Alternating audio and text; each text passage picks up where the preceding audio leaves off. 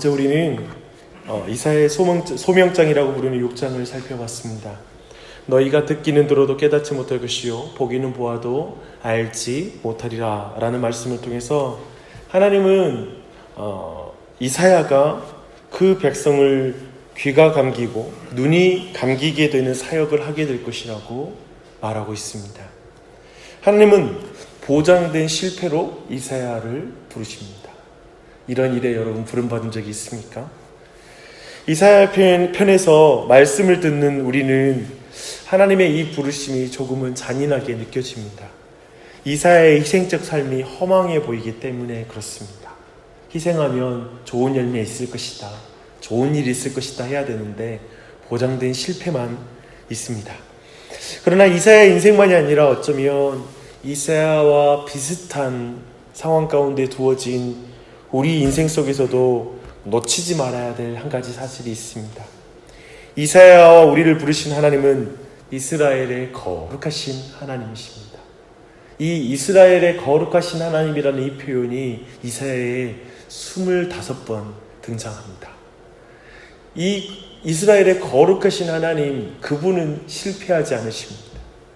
우리 눈에 보이게 이 땅의 사역들, 우리의 삶, 하나님의 말씀을 따라 살아가고 주님의 부르심 앞에 나아가는 인생이 실패처럼 보이는 순간이 우리에게 있어도, 그리고 우리의 그 믿음의 삶이 그에 합당한 보상이 주어지지 않을지라도 주님은 그분의 말씀을 그 남겨진 자들을 통하여 신실하게 이루어 나갈 것이고 궁극적으로 성취하실 것입니다. 그래서 거룩하신 분이십니다. 우리와 다른 하나님이십니다. 그래서 그분이 오늘 말씀 안에 또 어떠한 분이신지를 살펴보겠습니다. 오늘 본문은 시대적 배경을 자세하게 말하고 있습니다. 7장은 북왕국 이스라엘의 베가 왕과 아람의 르신 왕이 연합해서 유다를 치러 내려온 그 전쟁과 관련된 말씀입니다. 주전 735년에 있었던 일인데요. 이때의 남유다의 왕은 우시아와 요담을 거쳐 왕이 된 아하스라는 왕이 이때의 왕입니다.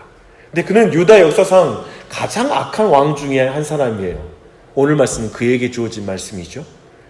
당시 대국인 아수르의 세력 아래에 들어간 아람과 이스라엘은 독립하기 위해서 서로 힘을 합칩니다.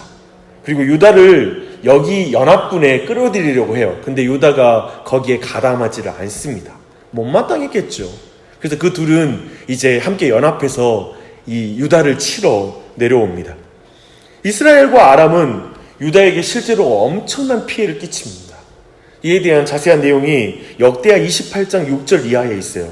보니까요, 이 연합군은 이제 유다를 하루 만에 유다의 용사 12만 명을 죽이게 됩니다. 상상해 보십시오. 어마어마한 피해죠. 그리고 왕자와 대신들을 죽이고요, 20만 명을 포로로 이끌어서 이제 사마리아로 돌아갑니다. 20만 명의 포로입니다. 하지만 북이스라엘에서 활동한 선지자 오뎃의 중재로 붙잡혀간 포로들이 다시 돌아오게 되는 사건이 이 일과 관련이 있습니다. 원래 이스라엘 아람 연합군의 원래 계획이 뭐냐면 유다를 치고 나서 다브엘의 아들을 왕으로 세워 괴뢰 정부를 세우는 것, 그게 원래의 계획이었습니다. 하지만 오뎃 선지자의 개입을 통해서 이 일이 이루어지지 못합니다. 7절을 보니까 이것이 하나님의 뜻이다 라고 이렇게 말씀하고 있습니다. 근데 지금 이런 일을 당하는 중이에요. 이 일을 당하는 중에 아하스 왕과 유다 백성들의 상태는 어땠을까요? 2절을 보니까 숲이 바람의 흔들림같이 흔들렸다라고 이렇게 표현하고 있습니다. 우리말로 사시나무 떨듯이 떨었다라는 표현이겠죠. 그렇게 지금 놀라고 두려워하는 것입니다. 바로 이 타이밍에 하나님은 선지자 이사야를 통해서 아하스에게 말씀을 주시는 것입니다. 근데 하나님은 아하스가 어디에 있는지 정확하게 아세요. 말씀 보니까 보면 7장의 말씀 보면 세알야습은 윗모스도 끝 세탁자의 밭 큰 길에 나가서 아하스를 만나라 라고 말하고 있습니다. 하나님 눈은 피할 수가 없어요. 그렇죠? 지금 어딘가 두려워 떨며 숨어 있는데 그에게 가서 말하라는 것입니다. 이사야를 거기 윗모스도 끝 세탁자의 밭 큰 길로 보냅니다. 근데 여기서 특이하게 주목할 게 있어요. 뭐냐면 이사야를 보내실 때 그의 아들 스알랴습과 함께 보내고 있다는 거예요. 선지자의 아들을 함께 보내고 있는 것이죠.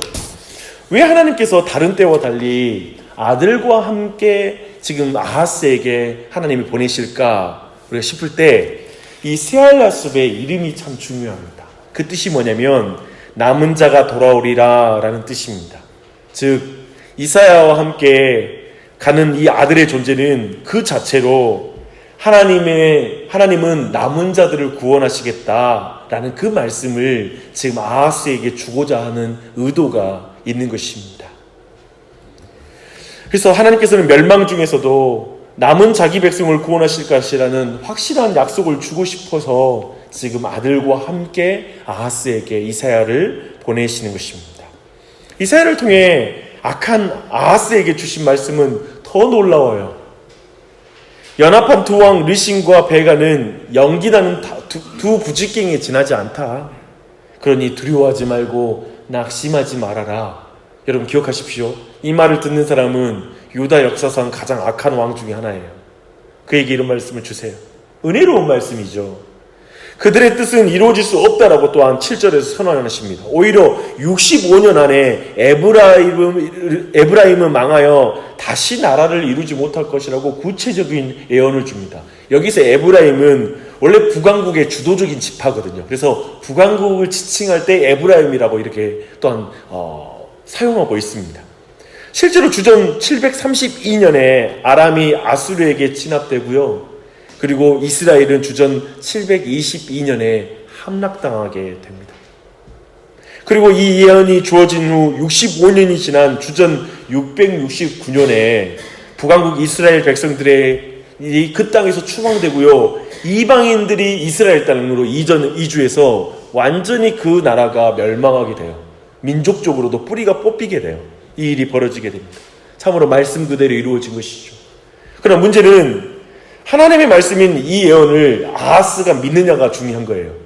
물론 역사적으로 우리는 지금 보니까 그 일이 그대로 이루어진 걸 알고 있지만 지금 이 상황에서 아하스가 이 말씀을 들을 때 하나님의 말씀을 믿느냐라는 것이죠. 믿지 않으면 너희도 정령 굳게 서지 못할 것이라고 이사야는 말씀하고 있습니다. 믿지 않으면 너희도 정령 굳게 서지 못할 것이다. 이사야는 그에게 하나님이 구원해 주신다고 하는 약속에 대한 징조를 구하라고 말해요. 그러자 아하스가 난 하나님을 시험하지 않겠다라고 말하고 있습니다. 이 말이 꼭 어디서 많이 듣는 것 같아요. 예수님께서 마귀에게 시험 받으실 때 신명기 말씀 인용해서 하실 때 난 하나님을 시험하지 않는다라고 말하잖아요. 하지만 그 경우와는 전혀 다른 경우입니다. 이것은 오히려 하나님께 자기를 시험하지 말라, 나는 믿을 준비가 되지 않았다라는 말과 같아요. 너무 엉뚱한 말씀하지 말라고. 지금 나는 너무나 큰 위기에 처하고 있다고. 하나님이 나를 구해 주신다. 내 원수들이 부직갱이와 같다. 그런 말로 나 마음을 위로하려고 하지 말라고. 나는 그런 일이 있으리란 걸 믿어지지 않는다라고 말하는 것입니다. 그런 징조를 구하기를 거절하지만 이사야는 도리어 그에게 무슨 징조를 말씀하시냐면 처녀가 잉타여 아들을 낳으니 그 이름을 임마누엘이라 하리라 라는 놀라운 징조를 주십니다. 여러분 이 예언이 여러분 잘 알고 있는 말씀이죠. 근데 이 놀라운 말씀이 저 악한 아하스에게 주어지고 있어요. 하나님 말씀을 들어도 굳게 이 말씀을 믿어라, 너를 굳게 해줄 거야 라는 말까지 주면서 말씀 믿으라고 하는데 죽어도 믿지 않는 아하스에게 주시는 징조가 임마누엘, 처녀를 통해 오시는 임마누엘의 징조예요. 여러분이 이 상황을 주목해야 돼요. 이는 실로 구약 최고의 그리스도 예언이에요. 어떤 학자들은 여기서 처녀를 의미한 히브리어 알마가 젊은 여자를 의미한다고 말하지만 이 단어는 정확하게는 결혼하지 않은 여자, 성적으로 순결한 여인을 말하고 있습니다. 주님이 오시기 200년 전 70인경을 번역한 학자들은 이 단어 번역할 때 정확하게 그 의미를 알았기 때문에 헬라어로 파르테노스라는 그런 단어를 선택합니다. 처녀라는 것이죠. 이 예언은 직접적으로는 아하스 시대에 성취됩니다. 그렇다면 이 아이가 8장 3절에 언급되는 이사야의 아이를 가리키는 것인지 또는 제3의 인물을 말하는 것인지 정확하게 판단할 수 없지만 이 아이가 태어나서 선악을 가릴 줄 알게 되는 12세에서 13세가 되기 전에 아람과 이스라엘은 약탈을 당하고 연합국의 두 왕들은 왕위에서 쫓겨나리라는 말씀을 말씀하는 것입니다. 실제로 아람과 북왕국 이스라엘이 약탈을 당하는 것은 이때로부터 2, 3년이 지난 때에 일어납니다.